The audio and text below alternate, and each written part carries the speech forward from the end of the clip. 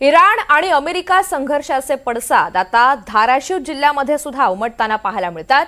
कळंब तालुक्यामधील येरमाळा इथे प्रसिद्ध मासे व्यवसायावर याचा मोठा परिणाम जाणवतोय। राज्यभरात प्रसिद्ध असलेल्या येरमाळा मच्छीवरचं गावाचं अर्थकारण मोठ्या प्रमाणात अवलंबून आहे।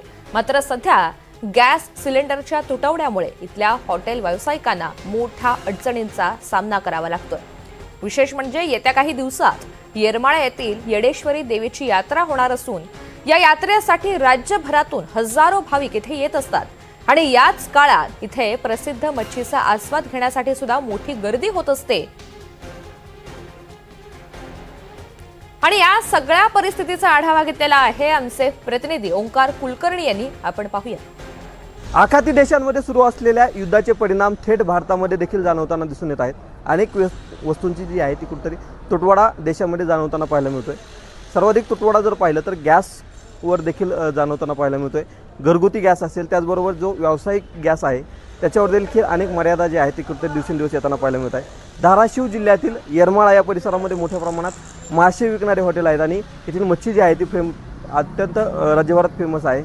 आणि या ठिकाणी राज्यभरातून जे खवय्ये आहेत ते खास करून या मच्छीचा आस्वाद घेण्यासाठी येत असतात आणि या माशाच्या जी विक्री आहे त्याच्यावर देखील मोठा परिणाम जो आहे तो कुठेतरी या संपूर्ण युद्धाचा झालेला पाहायला मिळत आहे। आणि याच पार्श्वभूमीवर नेमका हा कसा परिणाम झाला आहे ते जाणून घेण्यासाठी आपण येरमाळा येथील एका हॉटेलमध्ये आलेलो आहोत। या ठिकाणी जर बघितलं तर संपूर्ण हे मासे विकणारे हे हॉटेल आहे आणि या ठिकाणी जर बघितलं तर सकाळची जी लगबग आहे ती या संपूर्ण कामगारांची सुरू असलेली कुठेतरी पाहायला मिळत आहे। जी खास करून येरमाळ्याचे प्रसिद्ध मासे जे आहेत ते कुठेतरी या ठिकाणी विकले जातात आणि राज्यभरातून खवय्ये मी तुम्हाला सुरुवातीला सांगितलं त्याप्रमाणे या हॉटेलमध्ये येत असतात आणि याचा फटका जो आहे तो कुठेतरी संपूर्ण या उद्योगाला बसताना पाहायला मिळतो। सकाळी आपण बघितलं तर या ठिकाणी ते मासे जे आहेत ते तळले जात आहेत। गॅसचं सिलेंडर आपण दृश्यांमध्ये पाहतोय आणि एकंदरीत बघितलं तर सध्या यांच्याकडे काही गॅस जो आहे तो उपलब्ध असलेला पाहायला मिळतोय। या हॉटेलचे जे मालक आहेत ते आपल्यासोबत आहेत। मला सांगा कशा पद्धतीनं फटका बसतोय सगळा गॅसचा?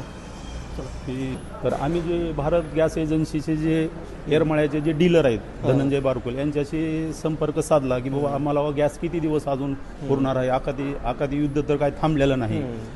त्यांनी सांगितलं की बाबा मी वरिष्ठ कंपनीशी ह्याच्याशी बोलणे केले असता की कंपनीवाले म्हणले की अजून आपल्याला 2 दिवस गॅस पुरवठा करू शकतो एवढा गॅस आहे।